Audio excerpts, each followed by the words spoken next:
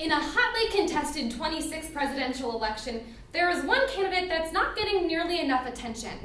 D's nuts. The Joe campaign was created last year by a prankster, a 15-year-old boy from Iowa, who submitted this false campaign profile that actually started polling at about 10% in Minnesota and Iowa for a while.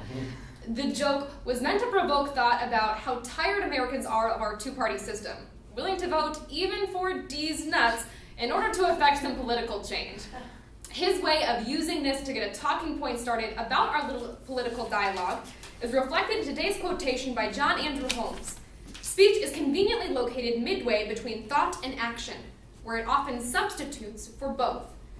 What Holmes is suggesting is that oftentimes we use speech to substitute for having a fully thought out process of advocacy. When we want to have something done, we simply talk about it instead of either acting on it or thinking about it beforehand. Or in other words, communication is an intermediary step to advocacy. And we can agree with Holmes' assertion today by first seeing how oftentimes we end up advocating for things that we don't fully understand, and second, how oftentimes we talk about things instead of actually focusing our action in a productive way. Now, we can first agree with Holmes' assertion that speech or communication has to be an intermediary step to advocacy, because oftentimes we start advocating for things before we fully thought through our actions, or as he suggests, we're substituting speech in favor of thought. And we can see the danger of doing this, and ultimately speaking before we have given a full pause to whatever issue is at hand by looking both to the Russian smallpox epidemic as well as the creation of Yugoslavia. In the middle of the 18th century, smallpox was ravaging Russia, a country that still had little understanding of how diseases were spread. However, one Enlightenment-educated priest had a basic understanding of how germs were spread, so he advised people to stay away from religious centers, churches, as well as statues. However, while this was the right idea, and his heart was in the right place, he didn't think through this plan enough, because ultimately, most Russians didn't understand why he was saying this, and they thought they were attacking his religious freedom, and thus, the same peasants actually killed this priest. Thus, because he didn't take time to make sure that the people he was trying to help had an understanding of what he was talking about, ultimately, his communications were vastly misinterpreted, and the actions went completely the wrong direction.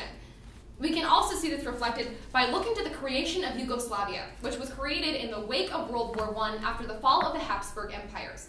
The Western winners of the war wanted to redraw the lines in Eastern Europe. Unfortunately, while they did this at a conference with no representatives from Eastern Europe, their action and discussion there was precluded by any actual thought or consulting with people who were experts. So they unwittingly created Yugoslavia, putting historically warring nations like the Slavs, the Serbs, and the Croats all into one nation. And no surprise, it went terribly wrong, erupting in the Yugoslavian War in the 1980s. Because both in the instance of the smallpox epidemic as well as the creation of Yugoslavia, people started acting and talking about things before they sufficiently thought about it, ultimately their advocacy was ineffective because they didn't use communication as an intermediary step. Now we can further agree with the value of using communication as a stepping stone, but not a cure-all for having our ultimate goals fulfilled, by seeing how oftentimes we end up talking about things instead of acting on them in productive ways. And when to explore this, we can look both to The Jungle by Upton Sinclair, as well as the novel The Reichenbach Fall. The book The Jungle by Upton Sinclair was published to critique the absence of a Food and Drug Administration by telling horrifying stories of workers in food manufacturing plants who were losing arms that were then processed into food products that were consumed. Now, what Upton Sinclair wanted to do was to talk about the plight of the workers who were losing their arms. But all Americans heard was, oh my God, there's hands in our soup. So, unfortunately, because he started talking about it instead of acting directly on the issue he wanted, there were no reforms to the labor force, but instead, the FDA was created. A positive step, but not the one Upton Sinclair was asking, because he relied on communication rather than his own personal action to start the ball rolling. This is also reflected by looking to the book The Reichenbach Fall, a story about Sherlock Holmes by Sir Arthur Conan Doyle. By this point, Sir Arthur Conan Doyle had written nearly 90 different Sherlock Holmes mysteries, and he was frankly sick of the character. So he decided to kill the character off. Unfortunately, He then received hundreds of thousands of letters from angry British fans who were determined to bring back this beloved character. And when his mother eventually told him that he was crazy for throwing away his career, he decided to write another book in which the death had been faked the whole time.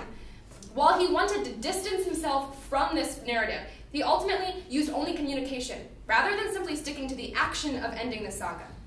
Returning to the quotation, speech is located between thought and action, and it often substitutes for both. We saw that it is saying communication is an intermediary step.